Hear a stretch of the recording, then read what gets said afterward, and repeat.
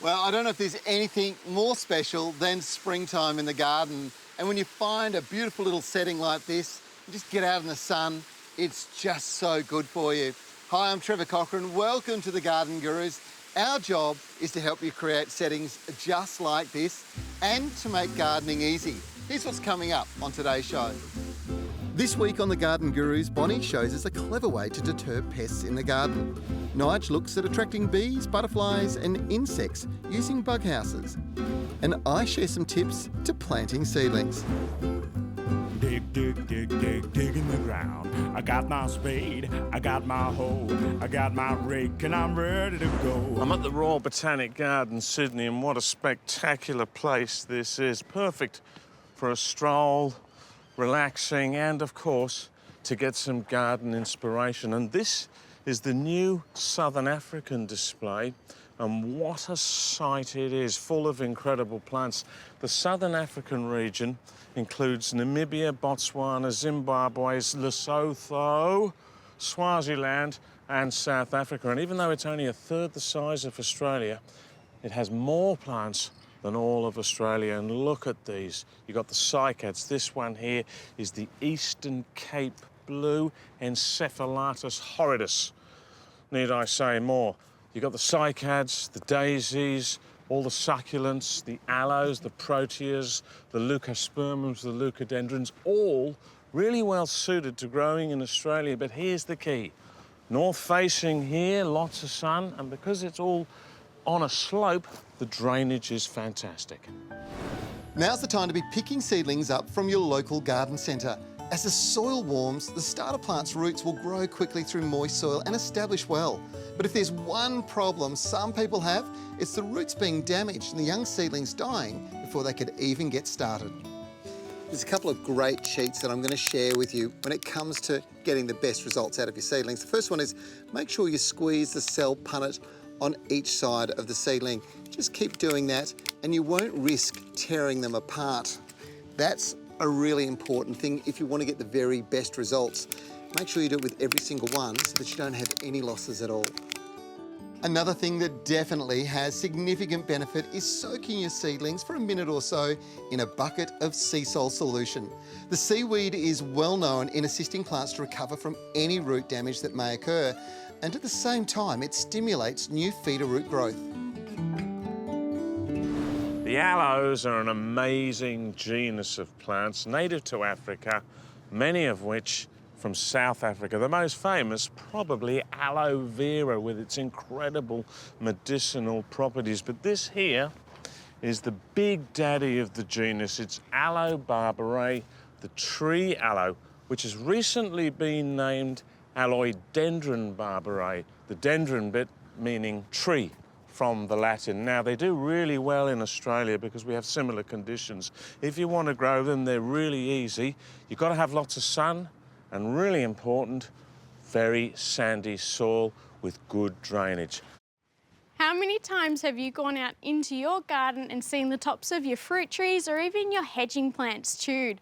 I certainly have, and keeping those late night visitors out of the garden can be done with a few non-harmful tricks. If you have a garden fence or post, you can mount this guy. This is the prowling owl deterrent. This has a 1 metre wingspan which moves and flaps in the wind. If you don't have a fence, it can also be mounted or hung from a branch. Another option is to use the freestanding owl. The bobblehead owl is best positioned in the garden where it's exposed to the wind, and the head is activated by the slightest gusts and doesn't require any batteries, so it looks like it's rocking out to some good tunes as it scares the critters away.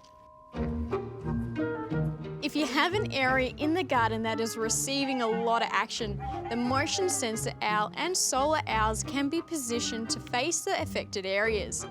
Both of these will emit a hooting sound, and the eyes will flash if they detect any movement to stare down those night prowling plant predators.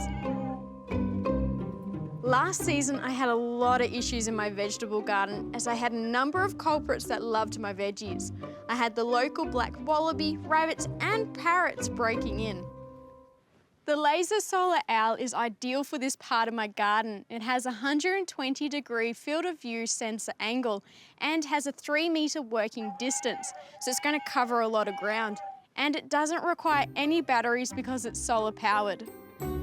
All the owl deterrents in this range are weather resistant and lightweight, and for the best results, keep repositioning them every 4 to 6 weeks in and around the garden, as some pests may start to realise that those owls have been sitting there happily in the same place for a very long time. Seaweed has played a major role in promoting strong, healthy plant growth right throughout history. Its effectiveness is unquestionable. But the reason behind why it works so well was a puzzle to scientists for many years. Today we know that seaweed is rich in a synergistic range of natural compounds, trace elements, alginates and bioactive compounds, all working together to promote strong, healthy plant structure. Another wonderful attribute of seaweed is its ability to feed and encourage soil microorganisms. When we consider that a handful of healthy soil contains over 1 billion of these vital living organisms, it only makes sense that we want to feed and nurture them. Their role is to break down the organic material in the soil, changing its composition to a more available food source to the plants. Sea salt is a natural seaweed plant tonic that is embraced by commercial growers and home gardeners and is organically certified.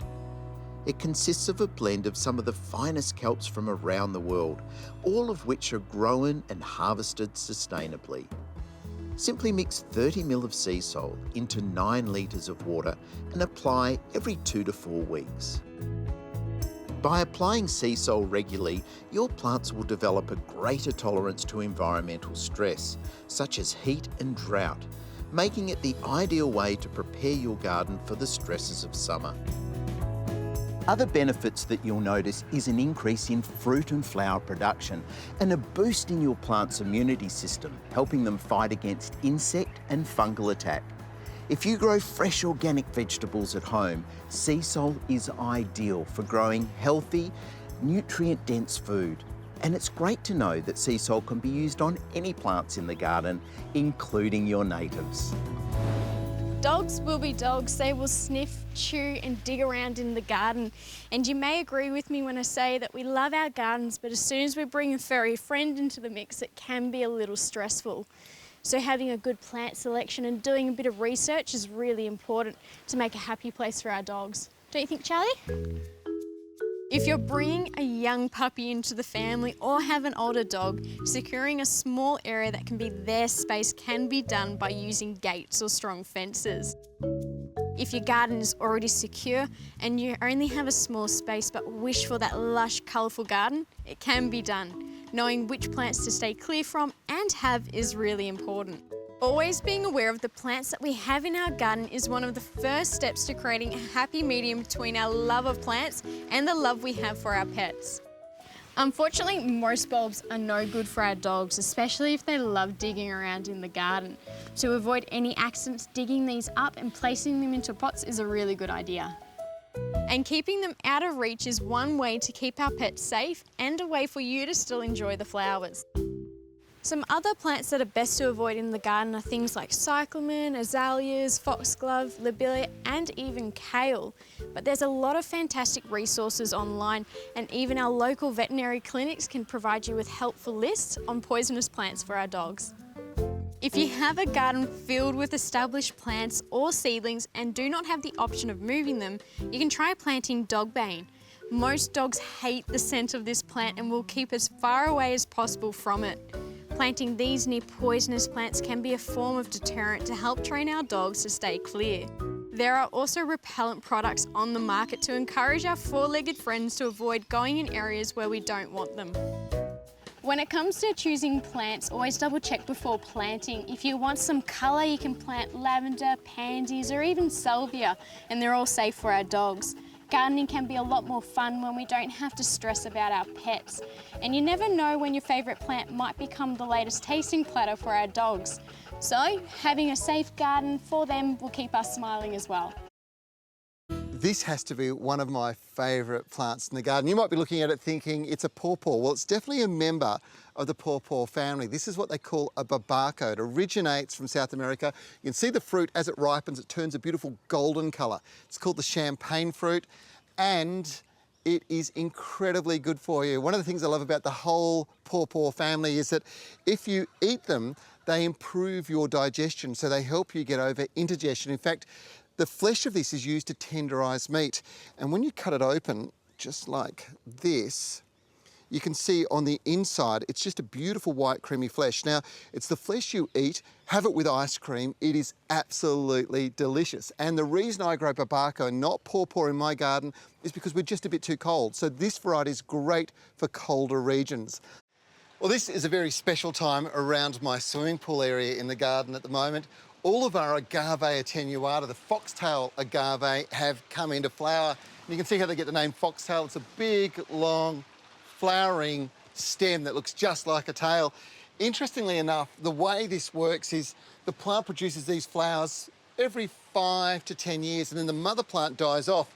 But every single one of these flowers will turn into a little seed that actually germinates on the stem and will be an individual plant. You can imagine there is going to be thousands and thousands of them. And this only occurs usually once in a decade where I live. So it's a pretty special time. Agave attenuata, the foxtail agave, incredibly water-wise. They come from South America and they're a great addition to any garden. When it comes to growing plants, we can grow them directly into our gardens, but if you want to get optimum growth or extend the growing season or even grow the weird and wonderful, having a greenhouse can provide us with these benefits and many more. But just like choosing a plant, we're spoilt for choice. So how do you know which greenhouse is the best one for the job? This here is a hobby greenhouse, and it's a great starting point if you're just starting out in gardening or looking to invest in your first growing house, and it's very budget friendly. They've been designed with a slide and lock assembly system with 6mm UV protected polycarbonate panels and have a 14mm deep channel. All the greenhouses come with lockable doors, so none of your prized fruit will go missing. And another nifty feature is that they have this guttering system, so you can collect your own water and store it in your water tanks off-site and use it again at another time. If you're looking for something that will take your gardening game to the next level, the premium greenhouses are designed to be a feature in your garden. If you get cold winters with snow or live in a very windy climate, then the Imperial or the Orangery series are perfect. The Imperial series is neat and strong, all thanks to the aluminium bar capping glazing system, so there's no need for PVC strip locks or any silicone channels. And panels come in many options. The aluminium frame can be powder coated in either black or white to best suit your garden. I love this classic English look of the Orangery range. Back in the mid-19th century, these structures were used to conserve a number of different citrus trees during the cold winter months. But these days they are very popular because of their elegant appearance and decorative features. They have a strong aluminium grade alloy frame, which is corrosion resistant. This is the king, the best of the best. This is the Grange series, which is a commercial grade, independently engineered greenhouse for your backyard and for commercial growing. Now the frames are made from this box aluminium, which makes it a lot stronger compared to the other ones that you get off the shelf. And the paneling here is a 10mm twin wall polycarbonate, and it can take winds up to 150 kilometres per hour. So it's made for Australia's toughest conditions. I try to keep my greenhouses organised and tidy. Individual stands are a lifesaver to achieving a bit of organisation. During the winter, it's likely we bring plants that need protection in and out of the cold. The rewards of having a greenhouse are countless, but one of the biggest is being able to grow a diverse range of plants all year round. So you really can't go wrong with a greenhouse in your garden. Landscaping often involves lifting some big gear, things like rocks or logs or heavy materials, and that can be really tough going on the body. But with the Kanga, which is like the Swiss Army knife of machines, you've got the log grabber to do the work for you. This really is a great bit of gear that not only makes life easier, it means you get the job done more quickly and avoid potential injuries, and we like that.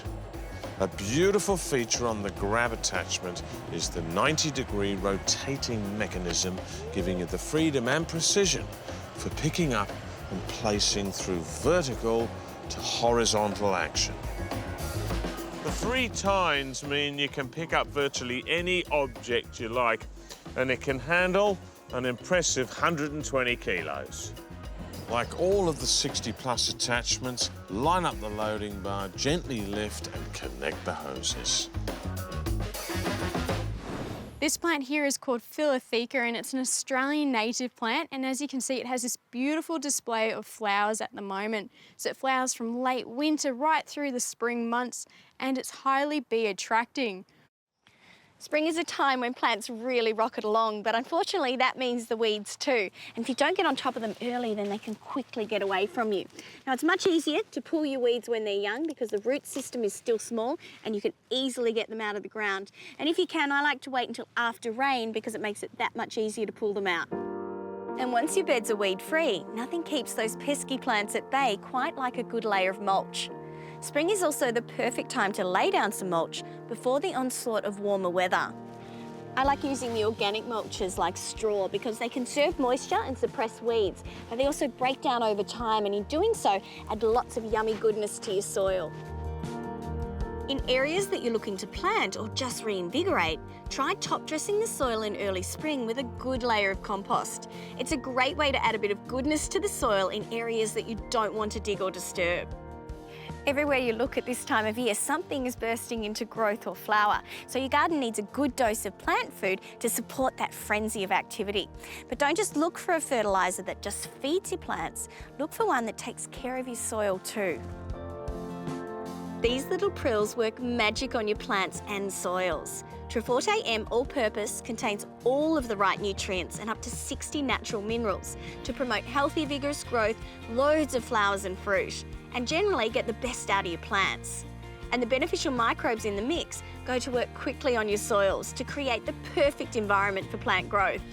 The result is better colour, better flowering and better fruiting. You'll also see improved disease resistance and more dry-tolerant plants because it's creating healthier plants with bigger root systems. And you just watch those earthworms move in. Simply sprinkle it over your garden beds and mix it through the topsoil. Then water it in to activate the microbes. And the beauty is that you only need to apply it every 5 to 6 months. And if you want to give your garden that little bit extra, apply some Nutriforte liquid plant food to your garden every 3 months too. It complements the granular food and pumps more organic nutrients to the roots, feeding both the plants and the beneficial microbes. Now sit back and watch your garden and soil come to life. I love my birds and I like my bees too. Many of us don't realise how important bees, butterflies and insects are to our lives and how reliant we are on them for our food. Tragically, their numbers are in serious decline due to pesticides, parasites and climate change. But we can help them with organic gardening practices, planting flowers and providing them with shelter and your very own bee, butterfly and insect kit. In the garden, bees, butterflies and beneficial insects play a vital role in pollination, transferring pollen from one plant to another. 70 of the top 100 most popular food crops are pollinated by bees, and they pollinate 80% of all flowering plants on Earth. The bee house can be hung in a tree or just placed in the garden. Now, don't panic. We're not talking your mad African killer bees here. The house is designed for Australian native solitary bees, many of which are stingless. Included are these seeds for all sorts of flowering plants that the bees, butterflies and beneficial insects love. Plant these around the place and watch your new winged friends arrive. It's a beautiful thing. It gives a whole new meaning to Airbnb. Well, that's it for this week's show. I hope you enjoyed it. You know, the Garden Gurus is all about making gardening easy, and it shouldn't be hard. If you want any more information from today's show, all you have to do is simply check out our website. You can download videos, get fact sheets, or maybe read an article from our online magazine. It's that easy. Now, the other thing you can do is ask gardening questions. If you become a friend on Facebook, we will answer them for you. I'm Trevor Cochran. We'll see you next week for the Garden Gurus.